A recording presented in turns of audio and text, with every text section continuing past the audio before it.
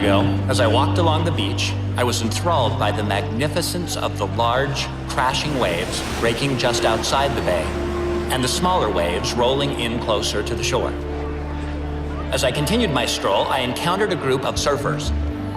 They were obviously upset about something, talking loudly and gesturing towards the sea. When I asked them what was wrong, they pointed to just outside the bay where the big waves were breaking. "Look out there," one of them angrily told me. "Can you see the barrier?" Looking more closely now, I could indeed see a barrier, stretching across the entire mouth of the bay, right where the large, enticing waves were breaking.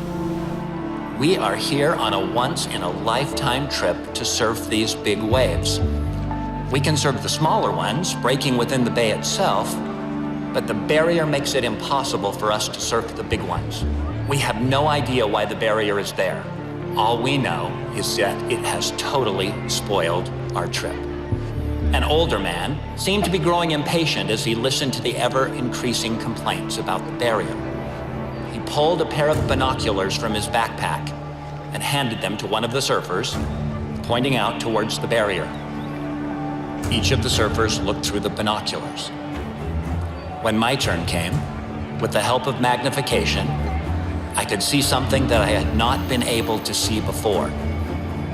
Dorsal fins. Large sharks feeding near the reef on the other side of the barrier. The old surfer retrieved his binoculars and turned to walk away. As he did, he said words I will never forget. "Don't be too critical of the barrier," he said. "It's the only thing that's keeping you from being devoured." Standing on that beautiful beach, our perspective had suddenly changed.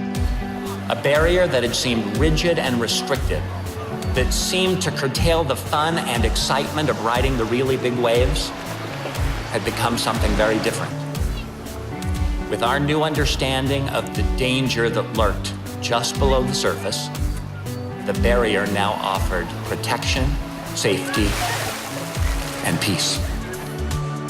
As you and I walk the paths of life and pursue our dreams, God's commands and standards, like the barrier, can sometimes be difficult to understand.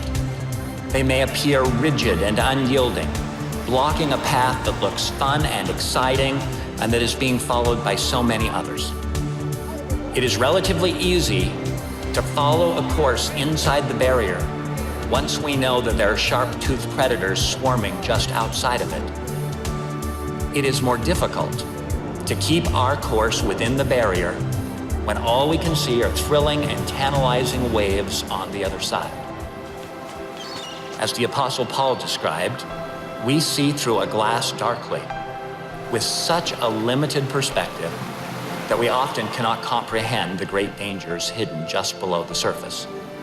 But he who comprehends all things gives us divine direction through his commands and loving guidance so that we may set a course in our lives that is protected from spiritual predators and the gaping jaws of sin.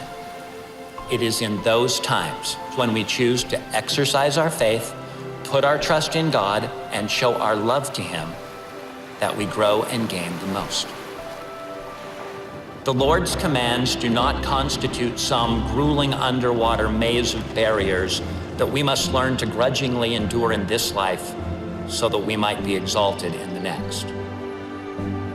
The barriers established by the Lord create for us a safe harbor from the evil and destructive influences that would otherwise drag us down to the depths of despair. The Lord's commandments are given out of love and caring.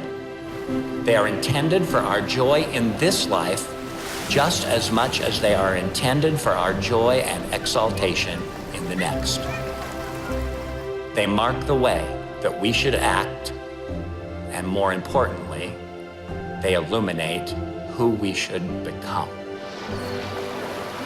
True obedience, therefore, is giving ourselves entirely to him and allowing him to chart our course, both in calm waters and in troubled ones, understanding that he can make more of us than we could ever make of ourselves.